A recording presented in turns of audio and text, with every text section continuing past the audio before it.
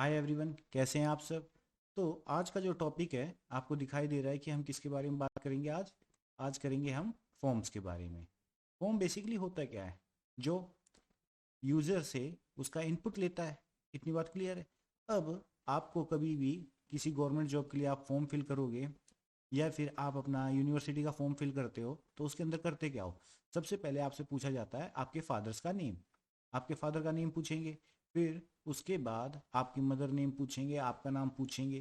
तो उसके लिए आपको एक टेक्स्ट बॉक्स दिया जाता है जिसके अंदर आप अपने नाम को एंटर करते हो। तो इसमें मतलब क्या हुआ कि जो फॉर्म है वो हमारा क्या करता है, यूजर से इनपुट लेकर उस इनपुट को हमारा आगे जिस भी डेटाबेस से उसको हम लिंक कर देते हैं वहां पर उसको सेव कर देगा। ठीक है। तो अब शुरू करते हैं इसकी मेन कहानी को। HTML form is use to collect, collect करता है क्या, यूजर इनपुट। कि जो भी यूजर इसके अंदर इनपुट डालता है उसको ये कलेक्ट करता है। The user input is most often send to a server for processing, और ये किसी सर्वर पे भेज दिया जाता है प्रोसेस करने के लिए। क्लियर है। अब अगर देखें फॉर्म का स्ट्रक्चर होता कैसा है। फॉर्म का स्ट्रक्चर हमारा कैसा होता है, तो हमारे को जब भी फॉर्म दिखाई देगा तो कुछ इस तरीके से दिखाई देता है फॉर्म। ठीक है। उसके अंदर हमारे को क्या दिखता है, पहले सबसे पहले कि ये फर्स्ट नेम, यहाँ पर आप अपना नाम डालोगे, लास्ट नेम यानी कि यहाँ पर आपने सरनेम डाल दिया। फिर उसके बाद आप देखोगे कि आपको बहुत सारे चेक बॉक्सेस मिलते हैं जिसके अंदर आपको एक सिलेक्ट करना होता है या मल्टीपल सिलेक्ट कर सकते हो आप इसके अंदर चेक बॉक्स के अंदर। आगे चले आपको दिखाई दिए ये राउंड बटन्स, तो इनको क्या कहते हैं हम, रेडियो बटन्स कहते हैं इनको। आगे चले हमें बटन दिखाई दिया सबमिट का या फिर कैंसिल का। अगर हम कैंसिल कर देंगे तो दोबारा से हमारा जो फॉर्म है वो यहाँ पर रिसेट हो जाएगा और जो डेटा है हमारा वो हमारा आगे फॉरवर्ड सर्वर पर नहीं होता है। तो ये हमारा लेआउट हो गया एक फॉर्म का, जिसके अंदर हम बेसिकली इन्हीं चीज़ों का यूज़ कर रहे हैं। या फिर एक टेक्स्ट फील्ड होती है जिसके अंदर हम अपना कमेंट सेक्शन बनाते हैं। तो वो हो गया हमारा फॉर्म। ठीक, क्लियर। अब बात करते हैं फॉर्म की एलिमेंट की। तो फॉर्म बनाने के लिए एलिमेंट क्या होगा, एलिमेंट क्या होता है हमारा, टैग होता है। तो the HTML form element is use to create an HTML form for user. जो फॉर्म होता है वो क्या करता है, क्रिएट करता है एक फॉर्म को, किसके लिए, यूजर के लिए। अब दो जो फॉर्म होता है, the form element is a container. Form element क्या है, एक कंटेनर है जिसके अंदर डिफरेंट टाइप ऑफ इनपुट्स को हम प्रोवाइड करते हैं। जैसे कि टेक्स्ट बॉक्स की बात करेंगे तो टेक्स्ट बॉक्स की फील्ड हो गई हमारी, टेक्स्ट फील्ड हो गई इसमें। फिर अगर चेक बॉक्स की बात करेंगे तो चेक बॉक्स हो गया, radio buttons, submit button and so on. अब इनपुट एलिमेंट की बात करते हैं। इनपुट एलिमेंट, एलिमेंट का मतलब यहाँ पर हमारा टैग से है, जिसके अंदर हम क्या करते हैं, इनपुट करते हैं, उसको हम क्या कहते हैं, इनपुट एलिमेंट। इनपुट का मतलब कि अब हम यूजर से इसके अंदर डेटा लेंगे। तो the HTML input element is the most used form element. भैया सबसे ज्यादा यूज तो यही होगा। आपको कोई भी फॉर्म भरना है तो सबसे पहले आपकी डिटेल में आपका नाम पूछा जाता है, आपका लास्ट नेम पूछा जाता है, आपका फादर नेम, मदर नेम, ये सारी डिटेल आपसे मांगी जाती हैं। तो N input element can be displayed in many ways depending on the type attribute. अब ये किसी भी तरीके से दिखाई दे सकता है। ठीक है। अगर आ, जो हमारा रिक्वेस्ट करने वाला है जिसको हमारी डिटेल्स चाहिए, तो उसको अगर हमारा नाम ना चाहकर उसको हमारी क्या चाहिए, जेंडर के बारे में पता करना है, तो वहां पर इनपुट टाइप हमारा कैसा हो गया, रेडियो हो जाएगा। ठीक है। लेकिन किसी इंसान को केवल हमारा नाम चाहिए तो वहां पे इनपुट टाइप हमारा कैसा हो जाएगा, टेक्स्ट हो जाएगा। कहीं पर इनपुट टाइप आपने ईमेल आईडी डालनी है तो वहां पे आप इनपुट करते हो ना, जिस भी चीज को आप कीबोर्ड से, ठीक है, इनपुट करोगे वो सारे के सारे काम हमारे क्या हो गए हैं, इनपुट एलिमेंट के अंदर आएंगे। अब अगर माउस के क्लिक की बात करेंगे तो वो भी हमारा माउस भी क्या करता है, इनपुट प्रोवाइड करता है। आउटपुट का मतलब क्या हो गया, जो हमें डिस्प्ले पे वापस दिखाई देगा। और इनपुट का मतलब हो गया जब भी यूजर उस पेज को ओपन करेगा और उसके अंदर अपनी इंफॉर्मेशन फिल करेगा तो उसको हम क्या कहते हैं, इनपुट। और उसके लिए हमारे पास कौन सा टैग होता है, इनपुट टैग होता है। अब इनपुट के अंदर हमारे पास बहुत सारी टाइप्स होती हैं। ठीक है। इनपुट तो हमारा बेसिकली एक टैग हो गया है। ठीक है। लेकिन जो टाइप होती है वो हमारा एट्रीब्यूट होता है। अब इस टाइप के अंदर हमें स्पेसिफाई करना पड़ता है कि जो इंफॉर्मेशन है वो किस टाइप की है, टेक्स्ट की है, यानी कि जो नाम है वो हमें टेक्स्ट में चाहिए। अब जो जेंडर है उसके लिए मुझे ये तो लिखवाना नहीं होता है, किसी भी फॉर्म पे आप देखोगे तो इसमें ये थोड़ा ना लिखा रहता है कि आप इसके अंदर फिल करो कि MALE मेल या FEMALE फीमेल, नहीं, तो आप वहां पे यूज करते हो रेडियो बटन को। नेक्स्ट टाइप की बात करेंगे तो चेक बॉक्स होता है। चेक बॉक्स प्रोवाइड करता है मल्टीपल फैसिलिटीज को। Display a check box for selecting zero or more और मैनी चॉइसेस के लिए, ठीक है। यहां पर केवल एक सिलेक्ट की जाती है रेडियो बटन में। आपके पास दो रेडियो बटन मिलेंगे, जिस तरह मेल और ये फीमेल के लिए। तो अगर आप इस मेल को सिलेक्ट कर लोगे, ठीक है, तो ये फीमेल वाला ब्लैंक हो जाएगा। लेकिन जैसे ही आपने इस फीमेल को करा तो ये मेल वाला हमारा, एक सेकेंड, ये हमारा दोबारा से ब्लैंक हो जाता है। इतनी बात क्लियर है। आगे चले सबमिट। जब आप अपना कंप्लीट फॉर्म को फिल कर लेते हो तो उसके बाद आपको एक सबमिट बटन दिखाई देता है। जैसे ही आप सबमिट बटन पे क्लिक करोगे तो वो सबमिट बटन क्या करेगा, हमारे फॉर्म को सबमिट कर देता है। और बटन जो होता है जिसके ऊपर हमारी क्लिकेबल बटन की इवेंट होती है। क्लिकेबल कैसे होती है कि मान आगे देखेंगे इस बात में, ठीक है, आगे एग्जाम्पल से ही देख लेंगे इसको। अब इनपुट टाइप हमारे पास कितनी टाइप्स की हो सकती हैं। देखो, सबसे पहले हमने टेक्स्ट की बात करी थी, ठीक है, टेक्स्ट टाइप ये हमारी सेम ही है। टेक्स्ट की बात करी थी, बटन हो सकती है, चेक बॉक्स हो सकती है, कलर हो सकती है, डेट हो सकती है, डेट टाइम लोकल हो सकती है, ईमेल के लिए भी हो सकता है, फाइल के लिए हो सकता है, हिडन हो सकता है, इमेज। आगे चले, month, number, password, radio, range, reset, search, submit, tel, text, time, URL और वीक। तो ये सारी की सारी हमारी क्या हो गई, इनपुट टाइप्स हो गई। यानी कि ये हमारे जितने भी है ना, ये हमारे एट्रीब्यूट्स हैं कि हम अब उस इनपुट को किस तरीके से यूज करना चाहते हैं। तो उस चीज को स्पेसिफाई करने के लिए ये टाइप होता है। ये एट्रीब्यूट हमारा बताता है कि जो भी यूजर है वो अब किस टाइप की इंफॉर्मेशन यहाँ पर फिल करेगा। तो टेक्स्ट फील्ड जो होती है उसके लिए जो टाइप होती है हमारी, हम यूज करते हैं टेक्स्ट को। अब यहाँ नीचे एग्जाम्पल में देखोगे तो यहाँ पर दिखाई देगा कि देखो यहाँ पे क्या लिखा है कि ये डिफाइन क्या करता है, एक सिंगल लाइन इनपुट फील्ड को। यानी कि अगर आपको यहाँ पर लिखा रहेगा नेम और उसके बाद जो एक बॉक्स दिखाई देता है वो एक सिंगल लाइन बॉक्स रहता है जिसके अंदर आप अपना नाम डाल दोगे। जैसे मैंने यहाँ डाल दिया नाम नितिन, ठीक है। तो आगे जब फॉर्म के अंदर चलेंगे तो फॉर्म के अंदर लेबल। अब लेबल की बात करेंगे तो लेबल क्या होता है, ये होता है यूजर के लिए कि यूजर को डिस्प्ले के ऊपर हमारा क्या दिखाई दे, सबसे पहले फर्स्ट नेम। यानी कि अगर यहाँ पे एक बॉक्स बना है तो इस वाले बॉक्स को स्पेसिफाई करेगा कि इसके अंदर हमें क्या डालना है, फर्स्ट नेम डालना है। तो हमने 4 वैल्यू के अंदर हमने क्या डाला है, एफ नेम। अब ये 4 वैल्यू जो होती है, ध्यान रखना पेपर क्वेश्चन में क्या आएगा, क्वेश्चन में सॉरी पेपर में क्वेश्चन क्या आएगा कि जो 4 होता है उसकी वैल्यू किसके साथ मैच होनी चाहिए। तो इस 4 की वैल्यू जो हमारा इनपुट टाइप है उसके अंदर जो आईडी होती है उसके साथ हमेशा मैच करनी चाहिए। अगर इस लेवल की ये वैल्यू 4 की वैल्यू इस आईडी से मैच नहीं करती तो हमारा जो फॉर्म होता है वो सबमिट नहीं हो पाता। या फिर अगर इस बात को इस तरीके से देखें कि जब हम अपनी डेटा को क्या करते हैं, सबमिट करते हैं, तो वो एक सर्वर पे जाके सेव होगा, तो वो प्रॉपर लोकेशन पे सेव ना होकर वो डेटा हमारा मिसमैच कर जाएगा। ठीक है, हमने यहाँ पर 4 की वैल्यू एफ नेम दे दी, उसके बाद हमने लेबल को बंद कर दिया क्योंकि 4 हमारा यहाँ पर क्या है, एक एट्रीब्यूट है। आगे चले हमने फर्स्ट नेम लिख दिया और उस फर्स्ट नेम के लिखने से हमें पता चल गया यूजर को कि यहां पर इसका मतलब क्या है कि यहां पर ये जो इसके बाद हमें एक टेक्स्ट फील्ड दिखाई देगी तो उसके अंदर हमें क्या लिखना है, अपना फर्स्ट नेम लिखना है। ऐसे ही हमने लेबल को बंद कर दिया। BR टैग हमने ब्रेक लाइन के लिए दिया। अगर यहां पर ब्रेक लाइन ना देते तो पहले फर्स्ट नेम लिखा आता, फिर ये कोलन्स आते और उसके बाद हमारा डायरेक्ट चेकबॉक्स आता। लेकिन अब ये BR की वजह से पहले ऊपर फर्स्ट नेम लिखा रहेगा और नीचे हमारे पास ये बॉक्स आ जाएगा।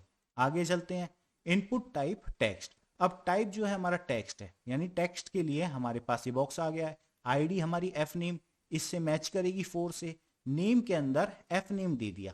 अब नेम के अंदर एफ नेम का मतलब ये कि यहां पर ये जो लिखा आएगा ये हमारा क्या आएगा, एफ नेम लिखा आएगा। इतनी बात क्लियर है।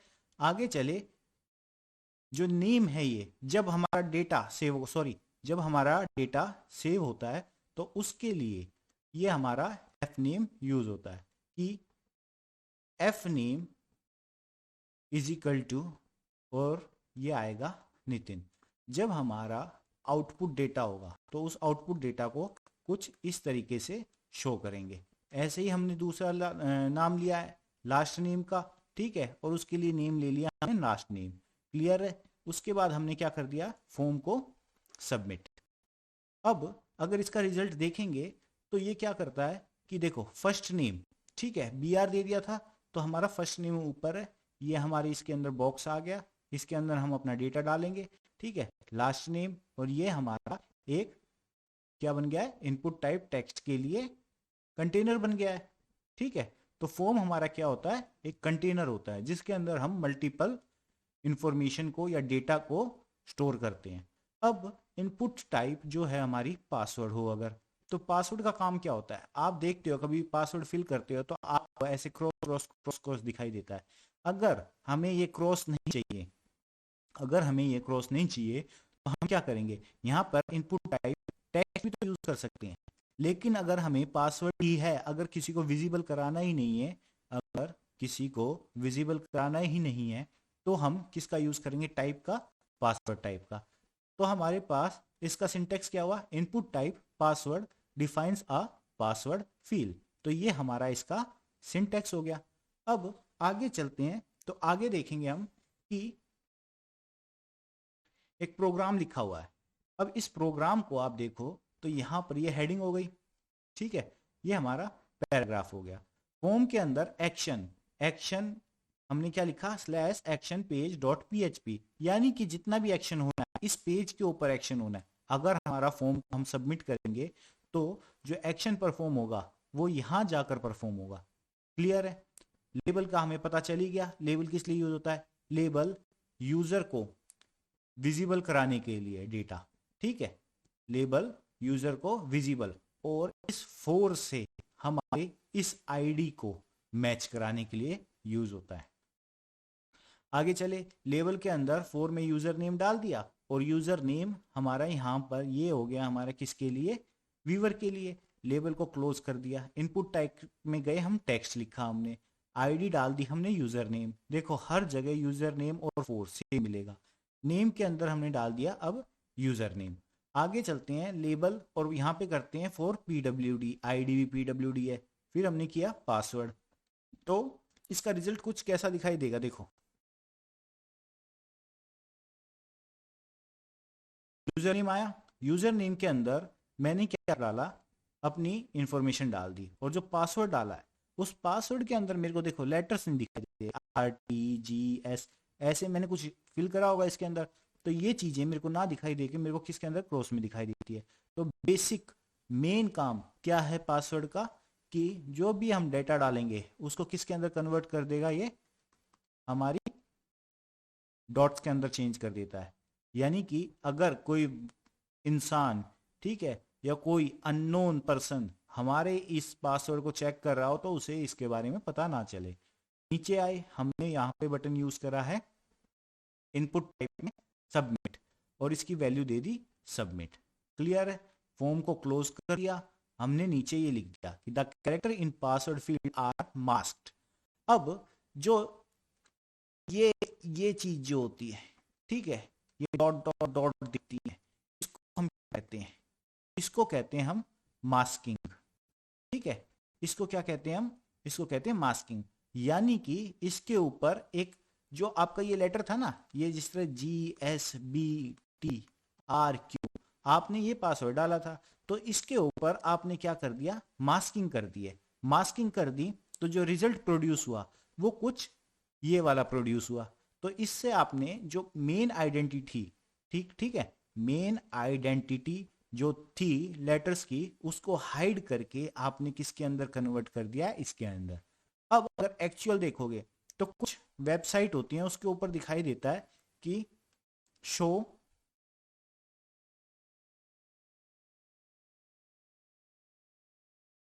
पासवर्ड, शो पासवर्ड लिखा रहता है। जैसे ही आप इसके ऊपर यहाँ पर क्लिक करते हो तो जो आपका एक्चुअल आपने जो लेटर्स डाले होते हैं उनको ये शो कर देता है। नहीं तो हमारी मास्किंग के साथ ही, ठीक है, पासवर्ड हमारा शो होता है। तो मास्किंग का मतलब क्या हो गया, ये एक्चुअल लेटर को कन्वर्ट करके स्टार्स के अंदर चेंज करना हमारी मास्किंग होती है। क्लियर। अब बात करते हैं इनपुट टाइप डेट की। इनपुट टाइप डेट के अंदर बात करोगे तो जो टाइप है हमारी, इसके अंदर हमने डेट यूज कर लिया। अब डेट का मतलब क्या है कि यहाँ पर एक कैलेंडर आना चाहिए। आपको यहाँ पर डेट यूज करनी है ना, आपको लिखना है ऐसे 21/12/2021। तो इसके लिए आपको एक कैलेंडर चाहिएगा और वो कैलेंडर किससे आएगा, इस डेट एट्रीब्यूट से। किससे आएगा, इस डेट एट्रीब्यूट से।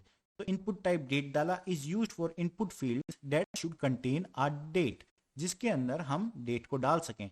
Depending on browser support a date picker can show up in the input fields.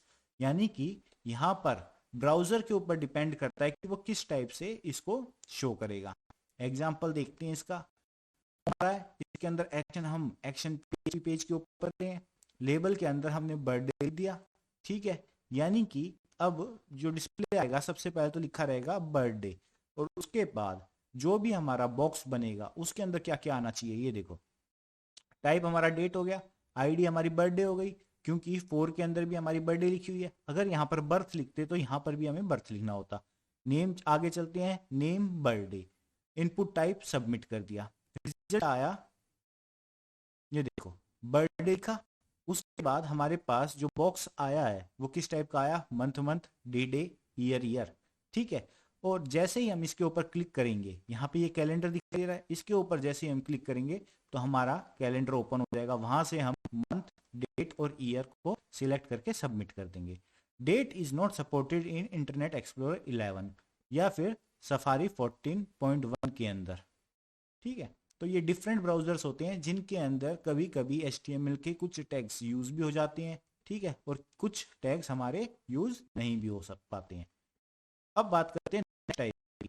Next type कौन सी हो गई हमारी, रेडियो बटन। अब रेडियो बटन के बारे में पता ही है सबको। रेडियो बटन क्या होता है कि यहाँ पर, चलो इसका कोड देखते हैं पहले।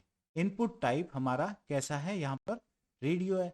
अब इसके अंदर आईडी हो गई, नेम हमने डाल दिया फेवरेट लैंग्वेज, वैल्यू हो गई हमारी HTML, ठीक है। ये वैल्यू हमारी क्या हो गई इसके अंदर, HTML।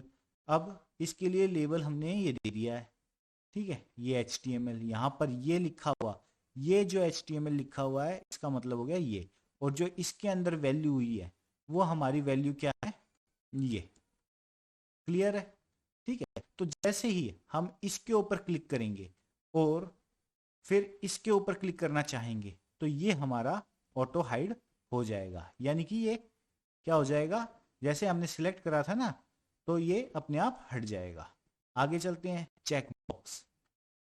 चेक बॉक्स किस लिए यूज करते हैं, चेक बॉक्स दिखता है कैसे, देखो ये हो गए हमारे चेक, ये हो गए हमारे चेक बॉक्स। इसके अंदर हम मल्टीपल चेक बॉक्सेस को क्या कर सकते हैं,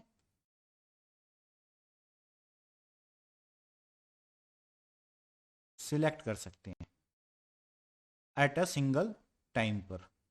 तो इसके लिए फॉर्म का देखो, फॉर्म के अंदर हम गए, इनपुट टाइप हमने यूज करा चेक बॉक्स, ठीक है। फिर लिखा हमने आईडी व्हीकल 1, नेम डाल दिया व्हीकल 1, वैल्यू डाल दी बाइक, कि ये किस कैटेगरी की है, बाइक कैटेगरी की है। ये किस कैटेगरी के अंदर है, व्हीकल 2 कार के अंदर है। आगे चले, हमने इनपुट टाइप चेक बॉक्स डाल दिया, व्हीकल 3 आईडी डाल दी, व्हीकल 3 नेम डाल दिया, और वैल्यू डाल दी हमने इसके अंदर बोट। तो यहाँ पर जैसे ही क्लिक करेंगे तो यहाँ पर आ जाएगा, जो फॉर्म सबमिट होगा उसके अंदर वहां पर आ जाएगा बोट, ठीक है। ये तो यूजर करने के लिए है, उसकी ईज के लिए है। इतनी बात क्लियर है। अब बात करते हैं लेबल एलिमेंट की। लेबल एलिमेंट के बारे में हम पहली बात कर चुके हैं कि लेबल जो टैग होता है वो किस लिए होता है, मैनी फॉर्म एलिमेंट्स को क्या करता है, डिफाइन करता है। अब कैसे डिफाइन करता है, ये देखो कि जो लेबल एलिमेंट है वो यूजफुल होता है स्क्रीन रीडर यूजर्स के लिए। अब जो स्क्रीन के ऊपर दिखेगा वो उसी के ऊपर ही तो काम करेगा। अब आपको बताओ, यहाँ पर नेम लिखा दिखाई देगा तो आप इस फील्ड के अंदर नेम लिखोगे, लेकिन अगर यहाँ पर आपको ये नेम ना दिखकर कुछ लिखा दिखाई नहीं देगा तो आप इसके अंदर अपनी एज भी डाल सकते हो, अपना एड्रेस भी डाल सकते हो और अपना फोन नंबर भी डाल सकते हो। तो इसको स्पेसिफाई करना, ठीक है, कि पर्टिकुलर इस बॉक्स का यूज हम किस चीज के लिए कर रहे हैं, तो उस चीज को बताने के लिए हम लेबल का यूज करते हैं।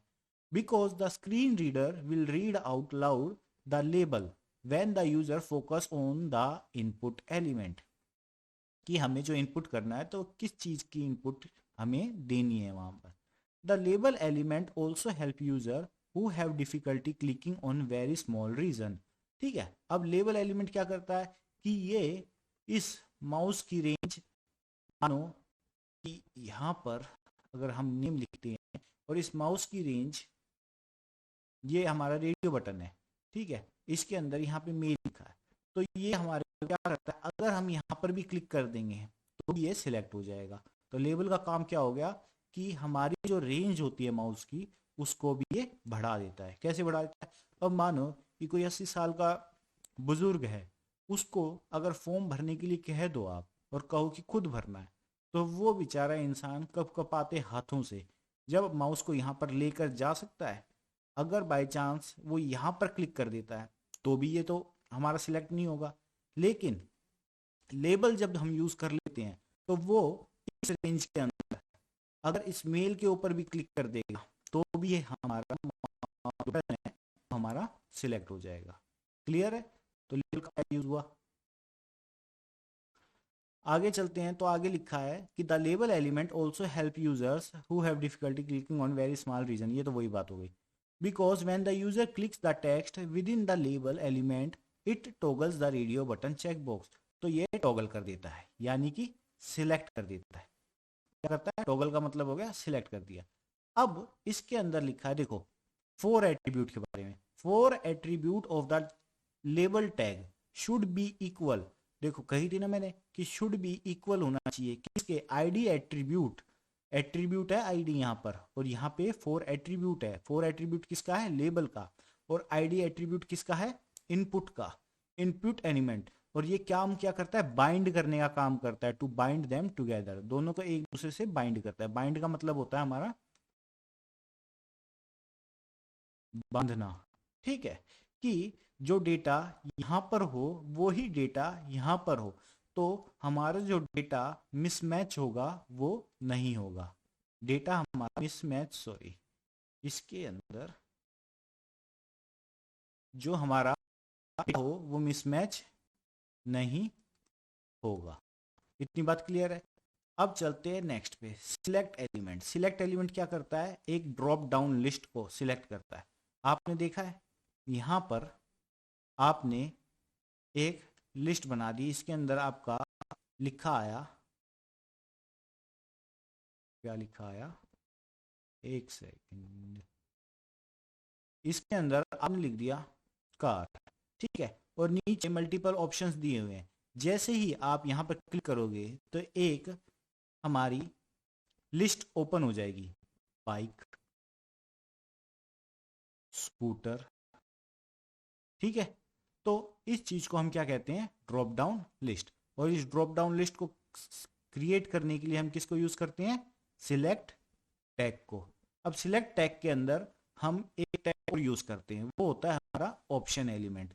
Define an option that can be selected. ये डिफाइन करता है कि किस एलिमेंट को और किस ऑप्शन को हमें सिलेक्ट करना है। बाय डिफॉल्ट ये क्या करता है, सबसे पहला जो ड्रॉप डाउन के अंदर होता है, first item in the drop down list, जो सबसे पहला आइटम होगा। अब मानो कि सबसे पहले आपने कार लिखा, तो ये सबसे पहले सिलेक्ट करके रखता है किसको, कार को, ठीक है। लेकिन जो हमारा प्री सिलेक्ट ऑप्शन होता है उसको हम चेंज भी कर सकते हैं, उसको चेंज करके हम कैसे कर सकते हैं? अगर मानो कि आपको स्कूटर ज़्यादा पसंद है तो आप क्या चाहते हो कि जो मेरी ड्रॉप डाउन लिस्ट है उसके अंदर ये कार ना दिखाई दे के स्कूटर दिखाई दे। तो जब ऑप्शन के अंदर आप इसको सिलेक्टेड कर दोगे, ठीक है, ऑप्शन के अंदर जब आप इसको सिलेक्टेड कर दोगे तो अब ये स्कूटर ऊपर दिखाई देगा और कार इसके नीचे दिखाई देगी। क्लियर है इतना? एग्जाम्पल देखो।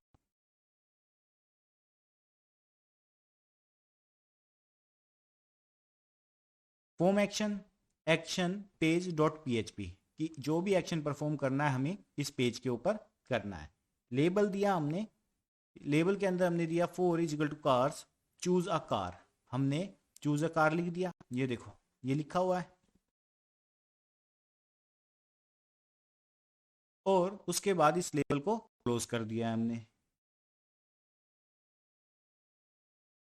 ठीक है, इसको क्लोज कर दिया। आगे चले, हमने क्या करा, सिलेक्ट किया। ठीक है, लेबल के अंदर सिलेक्ट किया, आईडी रखी हमने कार्स, नेम रखी कार्स। आगे सिलेक्ट के अंदर हम यूज कर रहे हैं किसका, अब ऑप्शन का। हम किसके बारे में पढ़ रहे हैं, सिलेक्ट एलिमेंट के बारे में। उसके अंदर हमने ऑप्शन लिखा। अब ऑप्शन के अंदर हमने डाल दी वैल्यू वोल्वो। उस वोल्वो के लिए हमने देखो यहां पर ये वैल्यू डाल दी वोल्वो, ये हमें दिखाई दे रही है अब इसके अंदर, और इस ऑप्शन को क्लोज कर दिया। ऐसे ही हमने साब दिया, फिएट दिया और ऑडी लिख दिया। अब सिलेक्ट को फिर हम क्या कर देते हैं, बंद। ठीक है, यानी कि ये अगर एलिमेंट हमारा रूट एलिमेंट है तो ये हमारे जितने भी एलिमेंट्स हो गए ये हमारे सब एलिमेंट्स हो गए। ठीक है, अब इस सिलेक्ट को हमने बंद कर दिया। हमारे को यहां पर वोल्वो लिखा दिखाई दे रहा है। अब आप क्या करोगे कि ये ऑप्शन जो वैल्यू फिएट दिया है इसके अंदर यहां यहां पर क्या एंटर कर दोगे, इसको कर दोगे सिलेक्टेड। ठीक है, ये जो लिखा था ना यहाँ पर सिलेक्टेड, इस चीज को आप इस एट्रीब्यूट आप यहाँ पे मेंशन कर दोगे। जैसे ही एट्रीब्यूट को यहाँ पर मेंशन करोगे तो अब जो आपका प्री डिफाइंड ऑप्शन था, क्या यहाँ पर देखो वोल्वो, सब क्योंकि हमारी सबसे पहली वैल्यू यही थी और बाय डिफॉल्ट सबसे टॉप वैल्यू जो होती है उसी को हम यूज करते हैं। जैसे ही आपने यहाँ पर सिलेक्टेड का यूज किया इस फिएट के बाद, तो अब आपका जो फिएट है वो इसकी जगह फिएट आ जाएगा। यानी कि अब आपकी ड्रॉप डाउन लिस्ट बनेगी, उसके अंदर पहले फिएट आएगा लिखा, फिर उस फिएट के बाद क्या लिखा आएगा, वोल्वो, और वोल्वो के बाद आपका लिखा आएगा साब, साब के बाद नहीं सॉरी वोल्वो, हाँ वोल्वो के बाद साब, और साब के बाद हमारा ऑडी। ठीक है, तो इस तरीके से भी हम अपनी जो ऑप्शंस होते हैं, ठीक है, जो लिस्ट के ऑप्शंस होते हैं उनको अरेंज कर सकते हैं। और उसको अरेंज करने के लिए हमने कौन सा एट्रीब्यूट यूज किया है, यहाँ पर सिलेक्टेड एट्रीब्यूट का यूज किया है। इतनी बात क्लियर है? अब बात करते हैं टेक्स्ट एरिया एलिमेंट की।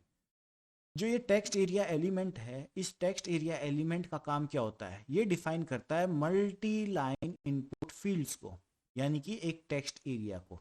अब इसके अंदर देखो दो चीज का ध्यान रखना होता है, इसके अंदर हमारे दो एट्रीब्यूट्स होते हैं। पहले एट्रीब्यूट की जब बात करोगे तो पहला एट्रीब्यूट हो गया हमारी रोज। अब कहोगे ये रोज और कॉलम्स इसके अंदर क्या यूज करेंगे। अब सबसे पहले हमने बात करी थी, देखो इनपुट टाइप, और यहां पर लिख दिया था हमने टेक्स्ट। तो ये टाइप जो थी टेक्स्ट थी। अब यहां पर टाइप जो है हमारी क्या बन गई है, टेक्स्ट एरिया। यानी कि इसको हम यूज करते हैं किसके लिए, कमेंट्स के लिए। हमें एक बड़ा सा बॉक्स दिखाई देता है, किसी वेबसाइट पे जाते हैं कि कमेंट करना है, तो उसके अंदर हमें कंटेंट लिखने के लिए ये बॉक्स देते हैं और उसके नीचे एक सबमिट बटन रहते हैं। ठीक है, ये सबमिट बटन रहता है, या फिर इसको कह दो कमेंट्स या फिर क्वेरी। ठीक है, क्वेरी के लिए होता है। तो इसके अंदर दो एट्रीब्यूट्स का हम यूज करते हैं। पहला एट्रीब्यूट हो गया हमारा रो, जिसका काम होता है स्पेसिफाई करना visible number of lines in a text area.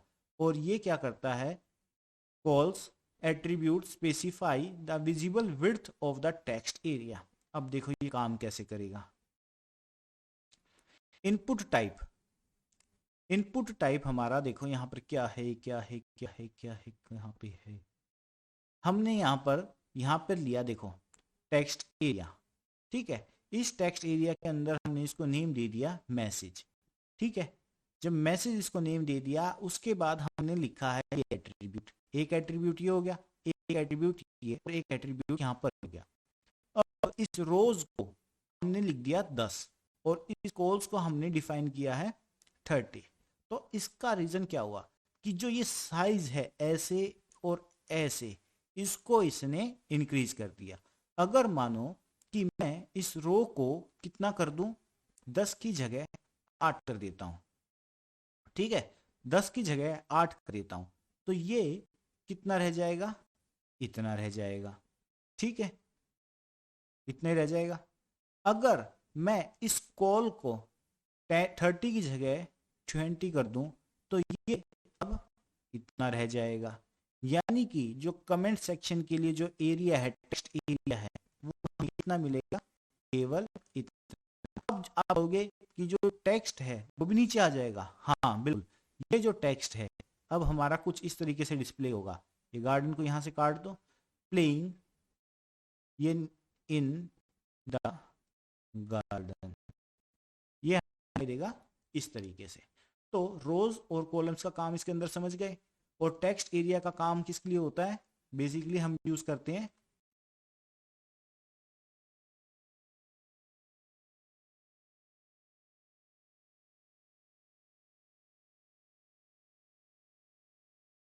इसके लिए, कमेंट्स के लिए और क्वेरी के लिए, ठीक है। इस साइज को हम बढ़ा भी सकते हैं। अगर हम रोज को 10 कर देंगे तो रोज का मतलब क्या होता है, देखो रोज हमारी ऐसी तो बनती हैं, ऐसे ऐसे ऐसे ऐसे ऐसे, जो हमारे कॉलम्स होते हैं वो यही तो होते हैं, 1 कॉलम 2 कॉलम 3 कॉलम। तो जैसे जैसे हम कॉलम की साइज बढ़ाते रहेंगे ये बढ़ता जाएगा, ठीक है। और जैसे जैसे इसको हम कम कर देंगे, अब 30 की जगह हमने यहाँ पर 10 की 20 और 30, 30 की जगह 20 कर दिया, ये हट गए, तो ये हमारी इतनी आई। और हमने यहाँ पे रोज को कितना कराया, 10, तो ये कैसे है, 2 3 4 5 6 7 8, ठीक है। तो ये 8 से हम अगर 6 कर देते हैं तो ये हमारा इतना, यानी कि ये पोर्शन हमें इतना मिलेगा। आगे चलते हैं, हमने लिख दिया अपना डेटा कि the cat was playing in the garden, और इस टेक्स्ट एरिया को हमने कर दिया क्लोज। फिर हमने अपना क्या है, ब्रेक लाइन का टैग यूज किया, और उसके बाद इनपुट टाइप हमने क्या दिया है, सबमिट। ये हमारा सबमिट बटन आ गया, इसने क्या कर दिया, जैसे इस पे क्लिक करेंगे तो ये जो भी हमने लिखा है वो सेव कर देगा। अब बात करते हैं field set and legend elements की, ठीक है। जो फील्ड सेट होती है वो किसके लिए यूज की जाती है, ये भी हमारा क्या है, एक टैग हो गया।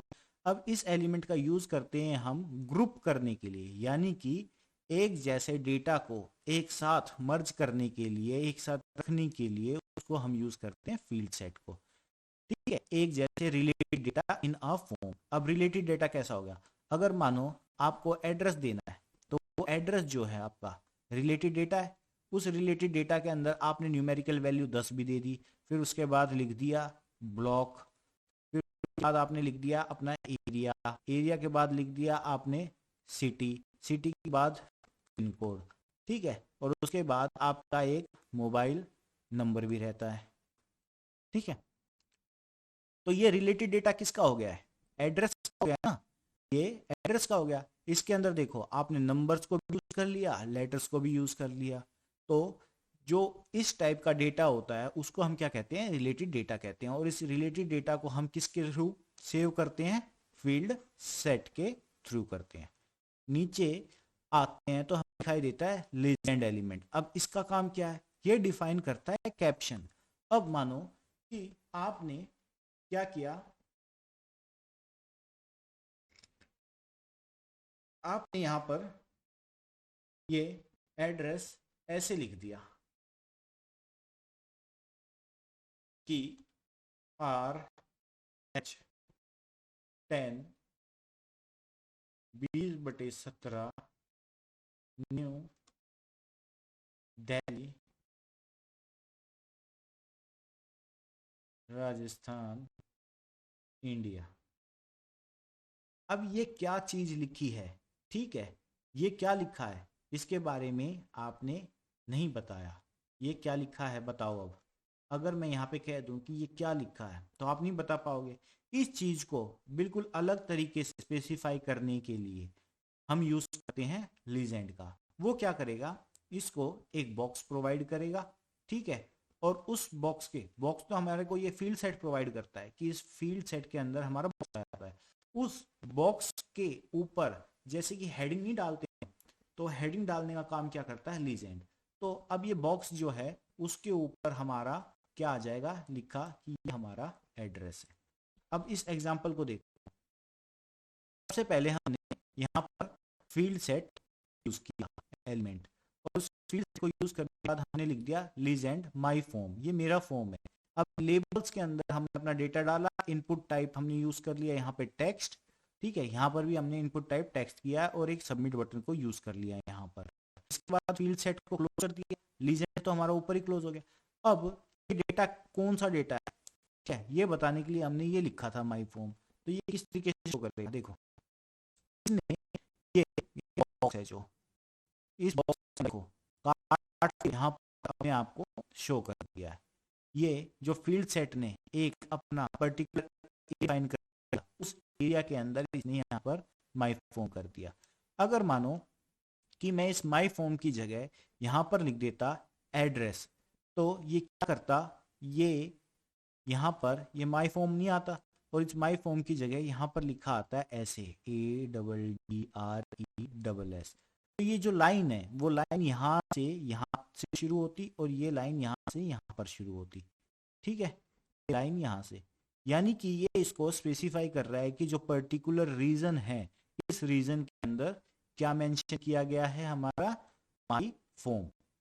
जो डिटेल्स हैं वो माई फॉर्म की हैं।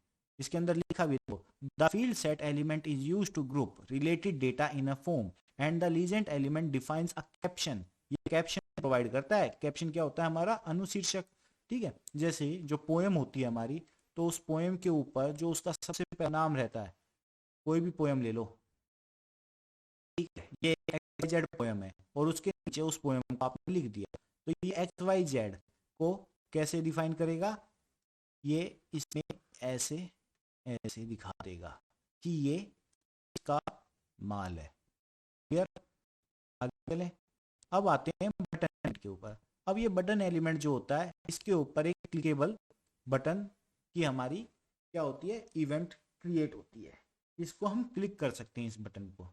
अब ये बटन सबमिट बटन नहीं है, ये बटन क्या है क्लिकेबल बटन है। अब इसके ऊपर हम कोई भी इवेंट क्रिएट कर सकते हैं। अब ये बटन जो एलिमेंट है इसका टाइप देखो, ये एलिमेंट हो गया, इसका टाइप हमने दे दिया बटन। अब इसके अंदर देखो ये चीज जो लिखी है ये है बड़ी काम की, ऑन क्लिक, ठीक है, ऑन क्लिक इवेंट जो क्रिएट होगा तो उसमें हमें दिखाई देना चाहिए अलर्ट और हेलो वर्ल्ड। अब ये कैसे दिखाई देगा,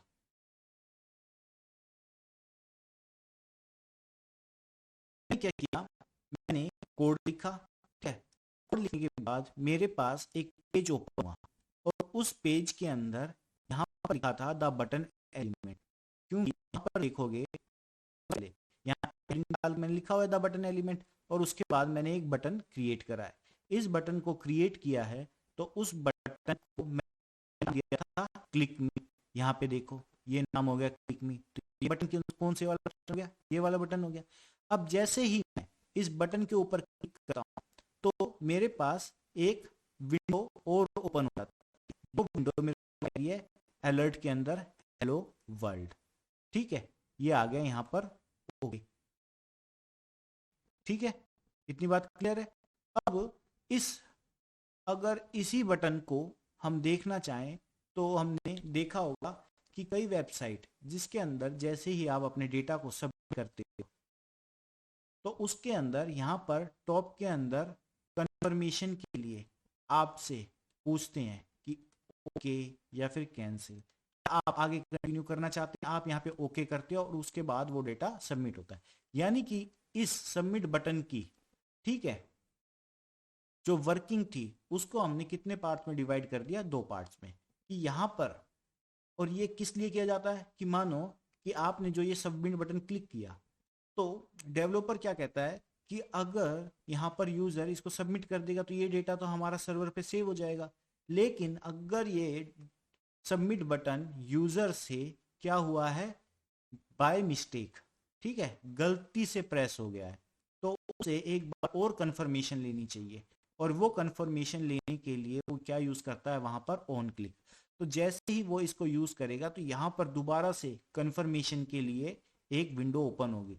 अब आप इसके ऊपर अगर क्लिक करते हो ओके, तो ये जो डेटा है पेज का वो आपका जाकर सेव हो जाएगा। तो समझ में आ गया। यानी कि एक बार सबमिट का मतलब है कि ये अगर बाय मिस्टेक यूजर इसको यूज कर लेता है तो ये ना हो कि उसका डेटा डायरेक्ट सर्वर पे चला जाए। क्या पता उस यूजर को अभी फॉर्म सबमिट नहीं करना था, तो उससे दोबारा से रिकन्फर्मेशन के लिए हम क्या यूज कर रहे हैं, इस ऑन क्लिक, कहाँ गया, इस ऑन क्लिक अलर्ट को। ठीक है, ये भी हमारा क्या हो गया, एक एट्रीब्यूट ही हो गया यहाँ पर भी। ठीक है, यहाँ पे एट्रीब्यूट के हिसाब से देखेंगे। अब आते हैं सबमिट बटन। सबमिट बटन के अंदर देखोगे तो इसमें इनपुट टाइप हमारा सबमिट है। ठीक है, इसके अंदर इनपुट टाइप हमने सबमिट लिया है। अब इसका काम क्या हुआ कि ये डिफाइन करता है कि अ button for submitting the form. ये क्या करता है, फॉर्म को सबमिट करने का काम करता है। जो फॉर्म के अंदर डेटा होता है, ठीक है, उसको कहां पर करता है, फॉर्म हैंडलर के पास।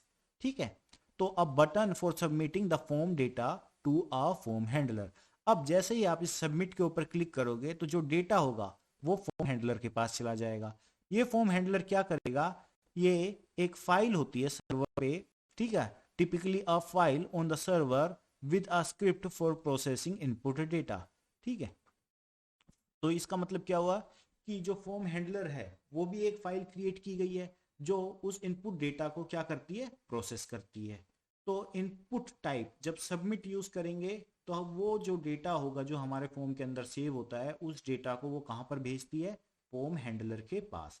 तो क्वेश्चन यहाँ पर एक ये क्रिएट हुआ कि जो इनपुट टाइप अगर हम सबमिट यूज करते हैं तो जो डेटा होता है वो पहले कहां पर जाता है, तो वो पहले जाता है हमारा फॉर्म हैंडलर के पास। अब वो फॉर्म हैंडलर होता क्या है, तो वो हमारी सर्वर के ऊपर एक स्क्रिप्ट होती है जो प्रोसेस करती है। ठीक है, हमारे जो डेटा को जिसको हमने इनपुट किया था उसको हमारे को प्रोसेस करती है।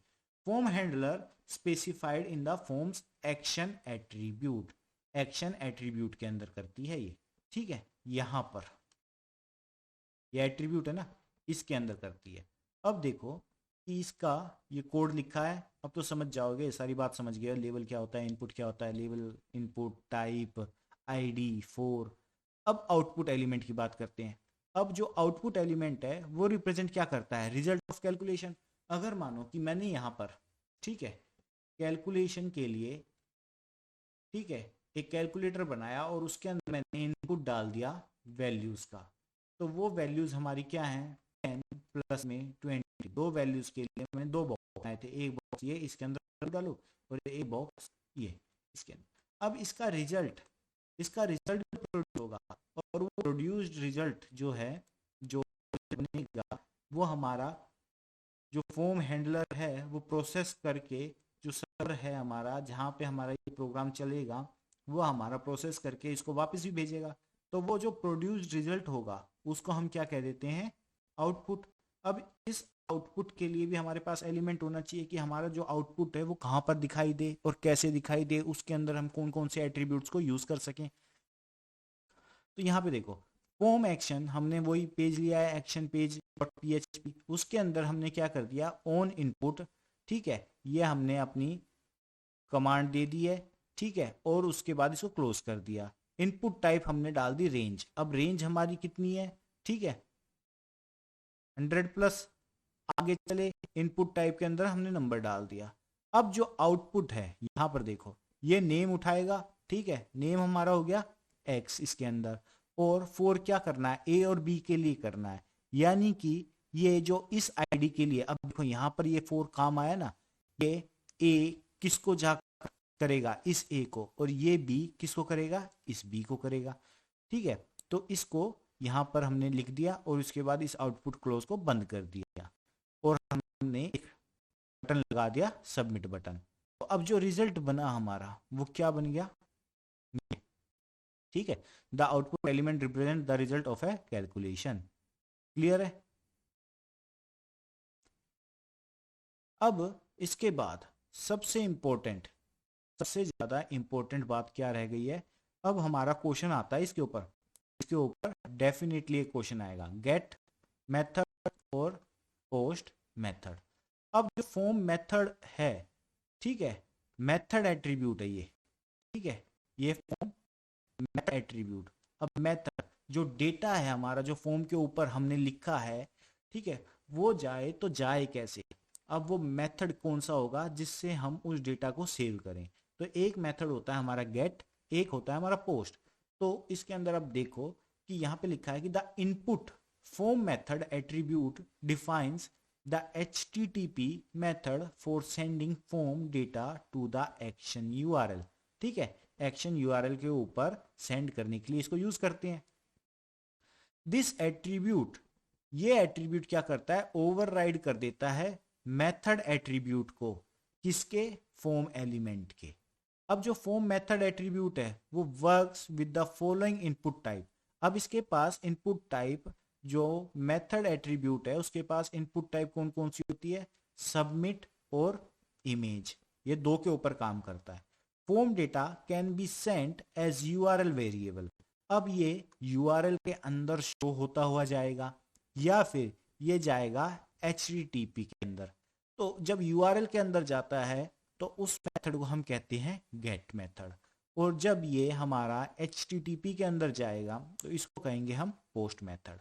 अब इसके ऊपर बात ये है कि गेट मेथड के बारे में अगर हमें पता नहीं है तो ये देखो कि जो method, the method appends the form data to the URL in the name value.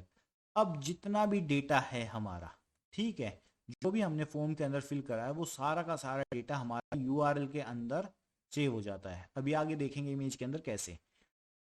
This method is useful for form submission where a user want to bookmark the result. जब यूजर यहाँ पर book mark करना चाहता है result को, तो उसके लिए तो ये बेनिफिशियल है, लेकिन इसकी एक लिमिट होती है कि कितना डेटा URL के ऊपर प्लेस कर सकते हैं। अब URL की साइज मान लो कि 100 की है, लेकिन डेटा हमारा 256 का हो गया, तो यहां पर ये फेल हो जाएगा। ठीक है, तो ये हमारी जो URL की साइज होती है वेरी करती है, यानी कि डिफर करती है ब्राउजर से ब्राउजर के लिए। क्रोम ने मानो 100 का दिया है और जो इंटरनेट एक्सप्लोरर था उसके ऊपर 256 का था। तो therefore you can not be sure that all the form data will be correctly transfer. तो इससे ये हो जाता है कि ये गारंटी हमारे पास नहीं रहती कि जो डेटा, मानो कि हमारे पास 100 डेटा थे, ठीक है, तो वो 100 के 100 हमारे से ट्रांसफर हो जाएंगे। क्लियर है? अब मानो कि क्रोम के पास 100 की लिमिट है और 100 डेटा हमने भेज दिया, ठीक है, लेकिन जैसे ही आपने सफारी यूज करा उसके URL के अंदर लिमिट हमारी 50 की है, जो 50 बाकी रहे वो डेटा हमारा क्या हो जाएगा, लॉस हो जाएगा। Never use the get method to pass sensitive information.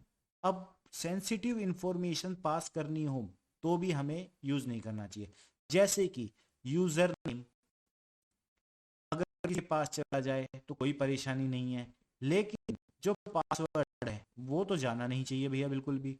तो इसलिए कहते हैं कि जो यूजर नेम और पासवर्ड होता है हमारा, ठीक है, उसके लिए हमें भी कभी भी गेट मेथड का यूज नहीं करना चाहिए।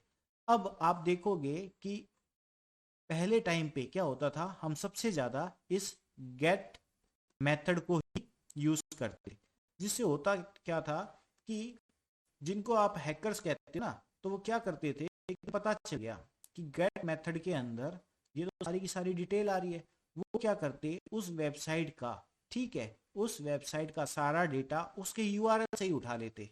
ठीक है, उसे कोई मेहनत करने की जरूरत नहीं थी उस इंसान को। अब ये काम आप भी कर सकते थे। आपने क्या करा, उस वेबसाइट को ओपन किया, जैसे ही आपने उस वेबसाइट को ओपन किया तो आपको उसके अंदर, ठीक है, परोसा हुआ माल मिल जाएगा, ठीक है, यूजर नेम भी और पासवर्ड भी। आप वहां से उसको क्लिक करोगे, सेव करोगे और उसको उसी के पेज के ऊपर जाकर यूज करके क्या कर लोगे, लॉगिन कर लोगे।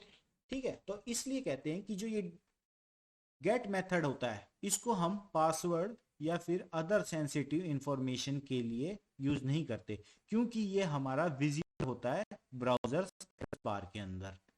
क्लियर है? अब देखो इसके मतलब क्या हुआ है। अब बात करते हैं no the post method. Post method क्या करता है? This method sends the form data as an HTTP post transaction hyper text. क्या है ये HTTP? Hyper text transfer protocol post transaction. Form submission with the post method can not be bookmark.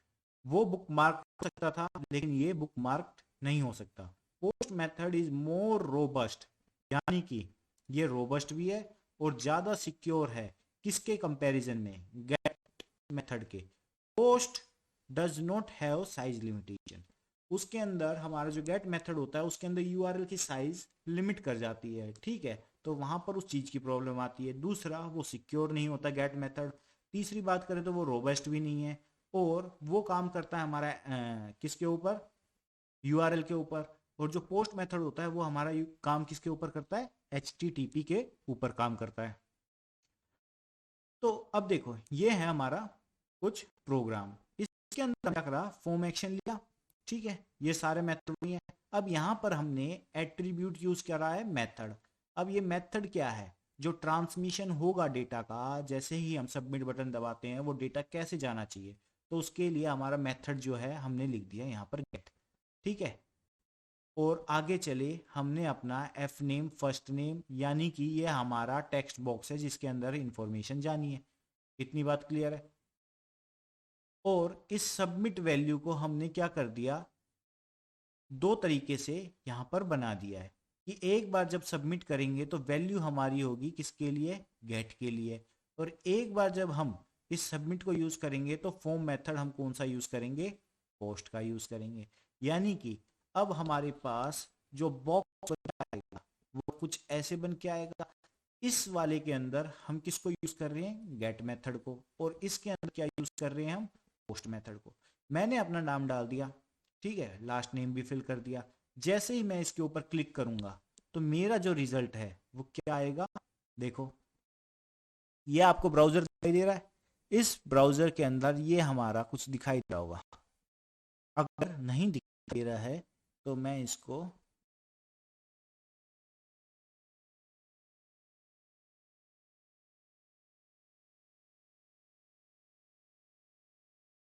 एक second,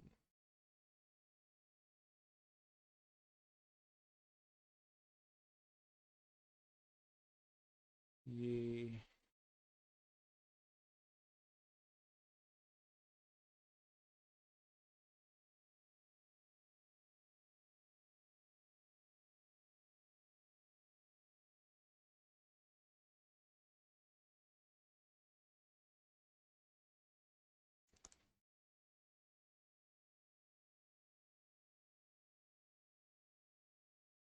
अब देखो ये मेरा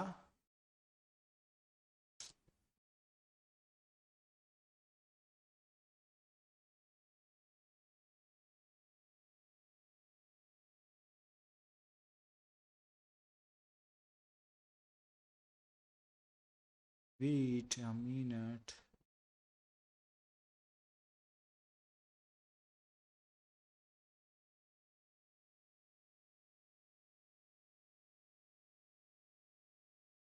अब इसके अंदर मैं क्या कर रहा हूं? यहाँ पर क्या कर रहा हूं मुझे ही नहीं पता भाई। ये वाली मेरी इमेज है, ठीक है। इसको मैं क्या करता हूँ? जूम करता हूँ।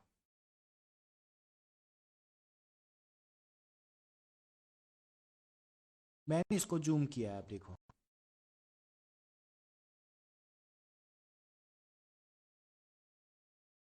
दिखाई दे रहा है। अब जैसे ही मैंने इसको जूम कर दिया तो यहाँ पर देखो ये हमारा यूआरएल है। ये हमारा यूआरएल है। इसके अंदर पहले क्या लिखा है, https://www.wisdom.com एक्शन पेज php, और यहाँ पर जो वैल्यू डाली थी हमने एफ नेम, ठीक है, एफ नेम के अंदर जो वैल्यू आई वो है नितिन, और लास्ट नेम में जो वैल्यू आई है वो है यहाँ पर नितिन। यानी कि मैंने यहाँ पर जो वैल्यू डाली है, ठीक है, नितिन, और जो लास्ट नेम है नितिन, वो कंप्लीट एज इट इज आ गया। तो यहाँ से हमारा डेटा, ठीक है, क्या किया जा सकता है, चोरी किया जा सकता है। यहाँ से हमारा पासवर्ड चोरी हो सकता है अगर गेट मेथड यूज करते हैं। लेकिन अगर वहीं पर हम यूज करते हैं पोस्ट मेथड को, तो पोस्ट मेथड के अंदर हुआ क्या, ये फिर वही प्रॉब्लम। तो यहां पर देखो कि इस पोस्ट मेथड में अब होगा क्या कि ये डेटा यहां पर नहीं आएगा, ठीक है, ये केवल और केवल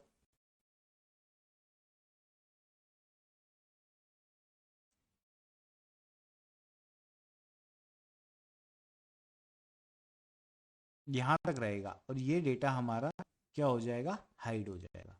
तो ये डिफरेंस होता है हमारा गेट मेथड का और पोस्ट मेथड का। इतनी क्लियर है, परेशानी है। तो इसके साथ हमारा जो फॉर्म है वो कंप्लीट होता है, और उम्मीद करता हूँ कि आप अच्छे से समझे होंगे और इसको रिवाइज करना सबसे इम्पोर्टेंट है। गेट मेथड और पोस्ट मेथड तो बहुत ज़्यादा ही इम्पोर्टेंट है भाई, इसको प्रिपेयर कर लेना एग्जाम के लिए, इसके ऊपर पूछे जाते हैं। इसका ये रिजल्ट मैं एक मिनट कोशिश करता हूँ अगर आपको दिख जाए तो।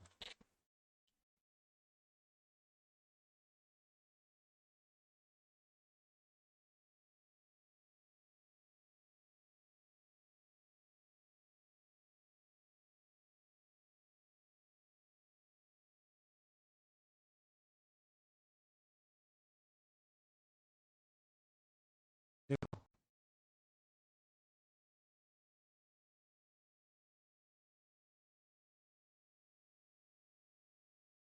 यहाँ पे हम पोस्ट मेथड यूज किया है, यहाँ पर हमारी इंफॉर्मेशन आ रही है, जो हम यूजर ने डाला था एफ नेम, और जो हमने लास्ट नेम डाला था वो यहाँ पर दिखाई दे रहा है। ये मेथड हमारा कौन सा हो गया, यानी कि ये हमारा यूज किया है हमारा पोस्ट मेथड।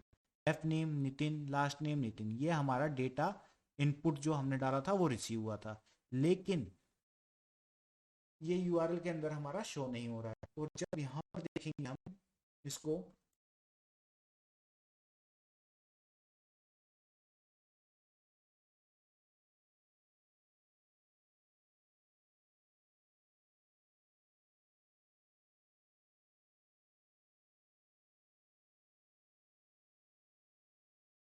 अभी तो काम नहीं होता।